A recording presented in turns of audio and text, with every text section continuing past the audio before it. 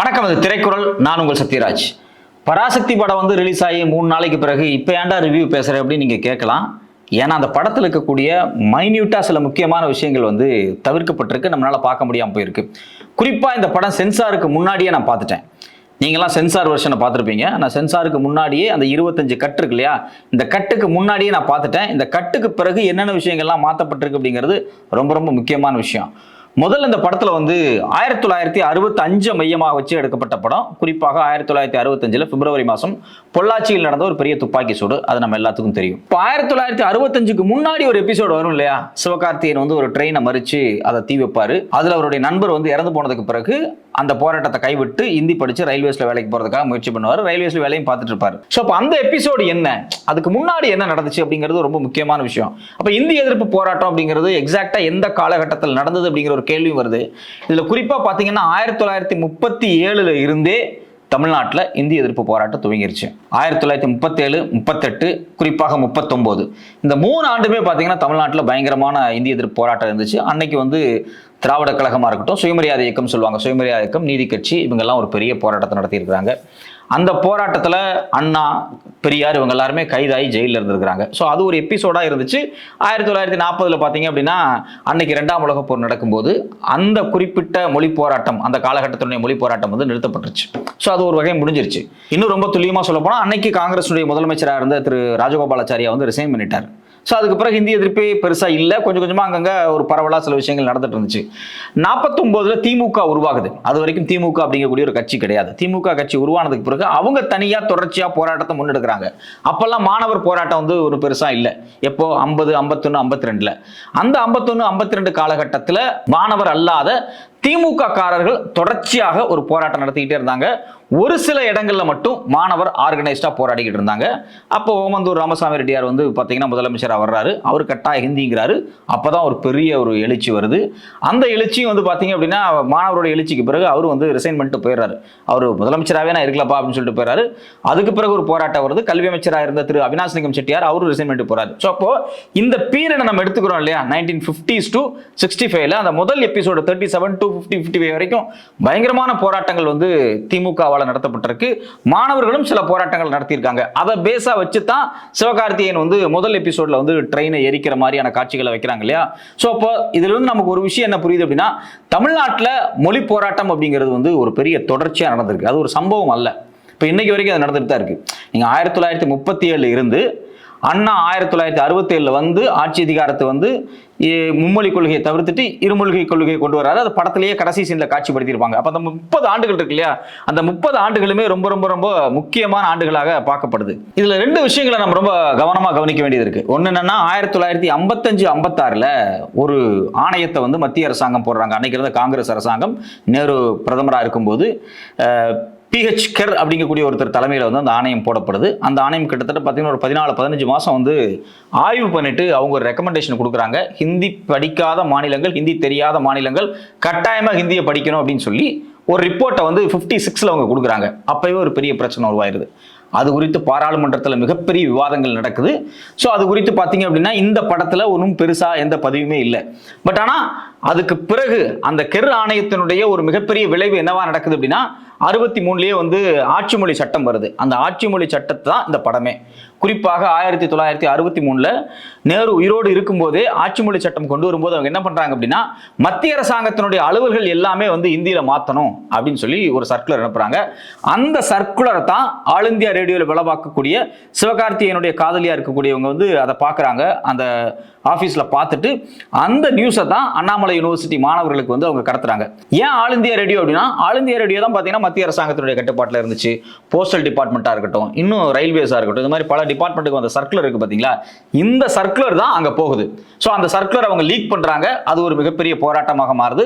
அந்த படத்தில் இந்த சர்க்குலரை லீக் பண்ணது, மாணவர்களுக்கு தகவல் கொடுத்ததுக்காக அந்த பெண் வந்து கைது செய்யப்படுவாங்க. அது ரொம்ப ரொம்ப முக்கியமான ஒரு காட்சி. ஸோ அப்போ சிவகார்த்திகேயனுடைய முதல் எபிசோடு வந்து முழுக்க முழுக்க பார்த்தீங்கன்னா 63க்கு முன்னாடி இருந்த ஒரு பெரிய எபிசோடு. ஆட்சி மொழி சட்டம் வந்ததுக்கு பிறகுதான் மாணவர்களுடைய எழுச்சி அப்படிங்கிறது தமிழ்நாட்டில் வந்து ரொம்ப ரொம்ப ரொம்ப அதிகமாக வருது. இதுல எந்த புள்ளியில வந்து அந்த படத்துல அண்ணா கைது செய்யப்படுறாரு? அண்ணா வந்து கைது செய்யப்பட்டிருப்பாரு, பார்த்துருப்பீங்களா? ஏன் கைது செய்யப்படுறாரு அப்படிங்கிறது உங்களுக்கு வெளிப்படையா தெரியுமா? யாருக்குமே தெரியல, அந்த படத்துலையும் சொல்லலை. அண்ணா ஏன் கைது செய்யப்படுறாரு அப்படின்னா, ஆட்சி மொழி சட்டம் வந்த உடனேயே அண்ணா குறிப்பாக சென்னையில் மாநாடு போட்டு திமுக வந்து பெரிய போராட்டங்களை உருவாக்குறாங்க. கலைஞர் தலைமையில் போராட்ட குழுக்கள் உருவாக்கப்பட்டு தமிழ்நாடு முழுக்க அங்கங்கே போராட்டம் நடத்துறாங்க. அண்ணாவும் திமுகவும் என்ன பண்றாங்க அப்படின்னா, இந்திய அரசியலமைப்பு சட்டத்தில் இருக்கக்கூடிய பிரிவு 17 தீ வச்சு கொளுத்துறாங்க. ஸோ அந்த தீ வச்சு கொளுத்தின ஒரு சம்பவம் இருக்குது பார்த்தீங்களா, அது வந்து ஒரு மிக பயங்கரமான ஒரு எமோஷனை கிளப்புது. அந்த நேரத்தில் அது மட்டும் இல்லாமல் ஜனவரி மாதத்தில் அவங்க வந்து ஒரு கருப்பு நாளாக இந்தியாவினுடைய ரிப்பப்ளிக் டே வந்து டிக்ளேர் பண்ணலான்னு ஒரு முடிவு எடுத்து அதை அறிவிக்கிறாங்க. ஸோ இதனால தான் அண்ணா கைது செய்யப்படுறார். அந்த சீனில் அண்ணா வந்து கைது செஞ்சுட்டு போவாங்க. அண்ணாவை கைது செய்து அப்படிங்கிறது ஒரு சாதாரணமான சீன் கிடையாது. அதுக்கு பின்னாடி ஒரு மிகப்பெரிய பொலிட்டிக்கல் ஒர்க் இருக்குது. ஸோ அவர் வந்து அரசியலமைப்பு சட்டத்தை எரிச்சதாக இருக்கட்டும், இல்லை மாணவர்கள்ட்ட அவர் ஒரு கோரிக்கை வச்சார் அந்த காலகட்டத்தில். அதாவது ஜனவரி 26ஆம் தேதியை வந்து கருப்பு நாளாக டிக்ளேர் பண்ணது. ஸோ இது எல்லாம் தான் அண்ணா கைதுக்கு ரொம்ப முக்கியமான ஒரு காரணம். குறிப்பாக அதில் வந்து பார்த்தீங்க அப்படின்னா, ஒருத்தர் வந்து ஒரு மாணவர், அவர் யூபிஎஸ்சி படிக்கிற மாதிரி இருக்கும். அந்த யூபிஎஸ்சி படிக்கக்கூடிய மாணவர் வந்து தீ வச்சு உடம்புல வந்து கொளுத்தி இறந்திருப்பார். ஆக்சுவலி அது அந்த சம்பவம் வந்து சென்னையில் நடந்த மாதிரி தான் காட்சிப்படுத்தப்பட்டிருப்பாங்க. உண்மையிலேயே வந்து அந்த தீ வச்சு எரிச்ச சம்பவம் அப்படிங்கிறது வந்து திருச்சியில் நடந்த ஒரு சம்பவம். சென்னையில் வந்து அன்னைக்கு இருந்த முதலமைச்சர் திரு பக்தவாச்சலத்தை அவங்க பார்க்குறாங்க. பார்த்துட்டு, ஐயா நீங்கள் தான் காப்பாற்றணும், நான் கஷ்டப்பட்டு யூபிஎஸ்சி எக்ஸாம் படித்தேன், ஐஏஎஸ் ஆகலான்னு பார்த்தேன், ஹிந்தியில் தெரிஞ்சாதான், அது மீன் ஹிந்தியில் எழுதினா தான், ஹிந்தி தெரிஞ்சாதான் முன்னுரிமைன்னு சொல்லிட்டாங்க ஐயா, எப்படியாவது எங்களை காப்பாற்றுங்க ஐயா அப்படின்னு சொல்லி அன்னைக்கு இருந்த பக்தவாச்சலத்தினுடைய காலில் விழுந்து அவர் கெஞ்சிறாரு. அதெல்லாம் நடந்துச்சு. பிற்பாடு பார்த்தீங்க அப்படின்னா, பக்தவாச்சலம் வந்து அவரை வந்து பைத்தியம்னு திட்டிடுறாரு, அதை புறக்கணிச்சிடுறாரு. அதுக்கு பிறகு அந்த குறிப்பிட்டவர் வந்து மன உளைச்சல் ஏற்பட்டு திருச்சிக்கு போய் அவங்க சொந்த ஊரில் வந்து தன் உடம்புல வந்து தீ வைத்து எரித்து கொள்கிறார். அப்போ எரியறதுக்கு முன்னாடி, அவர் தீ வச்சுக்கிறதுக்கு முன்னாடி ஒரு குறிப்பு எழுதி வச்சுட்டு போறார். அந்த குறிப்புலையும் குறிப்பாக பார்த்தீங்க அப்படின்னா, அண்ணாவை விடுதலை செய்ய வேண்டும் அப்படிங்கிற கோரிக்கையும் அதில் வச்சிருக்கிறார். அவர் பேர் பார்த்தீங்கன்னா கீழப்பழுவூர் சின்னசாமி. அவருடைய மரணம் வந்து ஒரு மிகப்பெரிய பதட்டத்தை வந்து தமிழ்நாட்டில் ஏற்படுத்துது. அந்த மரணத்துக்கு பிறகுதான் பார்த்தீங்க அப்படின்னா, பேன் தமிழ்நாடாக அங்கங்க சின்ன சின்னதாக நடந்துட்டு இருந்த மாணவர் போராட்டம் அப்படிங்கிறது ஒட்டுமொத்த ஒரு பேன் தமிழ்நாடாக அந்த போராட்டம் வந்து வெடிச்சு செதற ஆரம்பிக்குது. அன்னைக்கு இருந்த அரசாங்கம் வந்து பார்த்தீங்க அப்படின்னா, இந்தி சாகித்ய சம்மேளனம் அப்படிங்கிற பேர்ல ஹிந்தி வாரத்தை வந்து கடைபிடிக்கிறாங்க. அதுல இருந்தே பார்த்தீங்க அப்படின்னா பிரச்சனைகள் வந்து ரொம்ப தீவிரம் அடையுது. இதுல குறிப்பா இந்த படத்துல பார்த்தீங்க அப்படின்னா, அதர்வா வந்து துப்பாக்கியால் சுட்டு மரணம் அடைவார். அது வந்து ரொம்ப ஒரு உண்மையிலே நடந்த ஒரு சம்பவம் தான். அது அண்ணாமலை யூனிவர்சிட்டியில் ராமச்சந்திரன் அப்படிங்கக்கூடிய மாணவர் வந்து சுட்டு கொலை செய்யப்பட்டார். அதே போல் அந்த பிற்பாடு வரக்கூடிய காட்சிகள்லாம், இந்த காட்சிகள் சில காட்சிகள்லாம் நீக்கப்பட்டிருக்கு. ஒரு மாணவர் வந்து ஓடி போய், மாணவரோட சொல்ல முடியாது, ஒரு பள்ளிக்கூடம் படிக்கக்கூடிய ஒரு சின்ன பையன் தான் அவன், காலேஜ் ஸ்டூடெண்ட் கூட சொல்ல முடியாது, ஓடி போய் சாணி எடுத்து தார் பூசி அந்த போஸ்ட் ஆஃபீஸில் இருக்கக்கூடிய இந்தி எழுத்துக்கள் அழிப்பார். அந்த சீன் வந்து ஒரிஜினலாகவே வந்து கோயம்புத்தூரில் பாலக்காடு ரோட்டில் இருக்கக்கூடிய ஒரு போஸ்ட் ஆஃபீஸில் நடந்த ஒரு சம்பவம். அந்த பையன் அந்த போஸ்ட் ஆஃபீஸ் மேலே ஏறி அந்த மேலே இருக்கக்கூடிய போர்டு, அது மேலே ஏறுற வரைக்கும் போலீஸ் பார்த்துட்டு இருந்தாங்க. அதுக்கு பிறகு அந்த பையன் அழிக்கும் போது அவனை சுடுறாங்க. அந்த பையன் கீழே விழுந்து இறக்குறாரு. இறந்த உடனேயே அங்கே சுற்றி இருக்கக்கூடிய மக்கள் பயங்கரமாக கோவப்பட்டு கல் எடுத்து போலீஸ் அடிக்கிறாங்க. உடனே பார்த்தீங்கன்னா அதில் ஒரு போலீஸ் காயம்பட்டு இறக்க வேண்டிய சூழல் வந்துடுது. அதுக்கு பிறகு பார்த்தீங்கன்னா கோயம்புத்தூர்லேருந்து கிட்டத்தட்ட 6-7 லாரிக்கு மேலே ராணுவத்தை கொண்டு வந்து இறக்கி ஒரு மிகப்பெரிய துப்பாக்கிச்சூடை நடத்துகிறாங்க. அந்த துப்பாக்கிச்சூட்டில் வந்து பெண்கள் வந்து குழந்தையை தூக்கி காமிக்கிறாங்க, நாங்கள் குடும்பமாக இங்கே நின்றுட்டு இருக்கோம், சுடாதீங்க அப்படிங்கிறாங்க. ஆனால் அந்த குழந்தை 4 வயசு குழந்தையும் சுட்டப்பட்டுச்சு. இப்போ இந்த படத்தில் சென்சாருக்கு பிறகு பார்த்தீங்க அப்படின்னா, இந்த மாணவன் ஓடி போய் அந்த போர்டை அழிக்கிறதோ, இல்லை வந்து இந்த குழந்தைகளை வந்து தூக்கி காமிச்சு குழந்தைகள் சுட்டு இறக்குற விஷயங்களோ, நிறைய விஷயங்கள் வந்து இதில் கட் பண்ணியிருக்காங்க. குறிப்பாக பொள்ளாச்சி சம்பவத்தில் ஒரு 30 to 40% ஆஃப் அந்த வயலன்ஸ் காட்சிகளை வந்து முழுசாக நீக்கிட்டதாக சென்சார் போர்டே அவங்களோட சர்டிஃபிகேட்லேயே வந்து லிஸ்ட் பண்ணி கொடுத்துருக்குறாங்க. ஸோ அப்போ இந்த படத்தில் ஒட்டுமொத்தமாக பார்த்தீங்கன்னா, சென்சாருக்கு முன்னாடி இந்த படம் ஏற்படுத்தக்கூடிய இம்பேக்ட் அப்படிங்கிறது இப்போ இருக்கிறத விட ரொம்ப அதிகமாக இருந்துச்சு. ஆனால் இப்போ பார்த்தீங்க அப்படின்னா, அதில் சில விஷயங்கள் வந்து மறைக்கப்பட்டிருக்கு. குறிப்பாக அண்ணா வந்து ஆட்சி அதிகாரத்தில் ஏறும்போது ஒரு விஷயம் சொல்லுவார் இல்லையா, ஒரு ஃபேமஸான ஒரு வசனம். அந்த வசனமே சில இடத்துல வந்து மியூட் பண்ணப்பட்டிருக்கு. இந்த போராட்டம் 65 பிப்ரவரியில் நடக்குது. பிற்பாடு வந்து தேர்தல் வருது. தேர்தலில் 67 திமுக ஆட்சி அதிகாரத்துக்கு வர்றாங்க. அண்ணா முதலமைச்சர் ஆகிறார். அப்போ இருந்த மும்மொழி கொள்கை, ஹிந்தி கட்டாயம் அப்படிங்கக்கூடிய மும்மொழி கொள்கையை நீக்கிட்டு தமிழ் ஆங்கிலம் மட்டும்தான் தமிழ்நாட்டில் இருக்குன்னு அண்ணா வந்து டிக்ளேர் பண்ணுறாரு.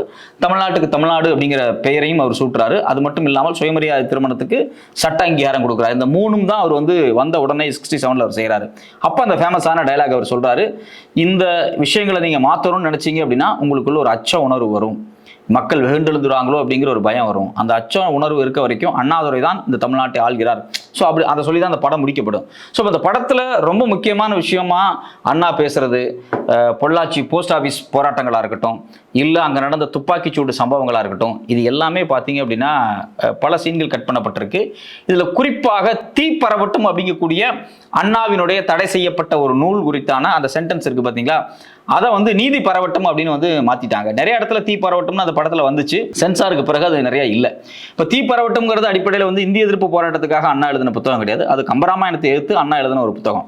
ஆனால் இந்த படத்தில் பார்த்தீங்கன்னா தீ பரவட்டும் அப்படிங்கிறது வந்து ஒரு இந்திய எதிர்ப்பு போராட்டத்தினுடைய முழக்கமாக அதை ரொம்ப தெளிவாக வச்சிருப்பாங்க. அதுவும் ரொம்ப முக்கியமான விஷயம். எக்ஸாக்டா இருக்கக்கூடிய வரலாறை தாண்டி இதில் என்ன இருக்கு அப்படின்னா, ஒட்டுமொத்தமாக இந்தியா முழுக்க இருக்கக்கூடிய மாணவர்களை பொள்ளாச்சியில திரட்டி ஒரு கையெழுத்து இயக்கம் நடத்தின மாதிரி இந்த படத்தில் காமிக்கப்பட்டிருக்கும். அப்படி ஒரு சம்பவம் வந்து வரலாற்றில் நடக்கலை. ஸோ எக்ஸாக்டா துல்லியமாக அதே போல நடக்கல. இங்கே தன்னிச்சையாக நிறைய போராட்டங்கள் வந்துச்சு. ஒரு காலகட்டத்துக்கு பிறகு மாணவர்களாக ஆர்கனைஸ் ஆகி அந்த போராட்டத்தை நடத்தினாங்க. அந்த போராட்டம் 67 மொழி சட்டத்தோடு நிற்கல.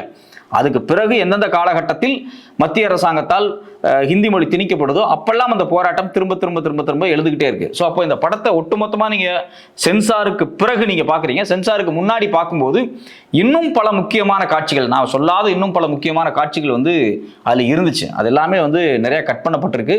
இந்த காட்சிகள் இல்லாமலேயே படம் இவ்வளோ சிறப்பாக இருக்கு.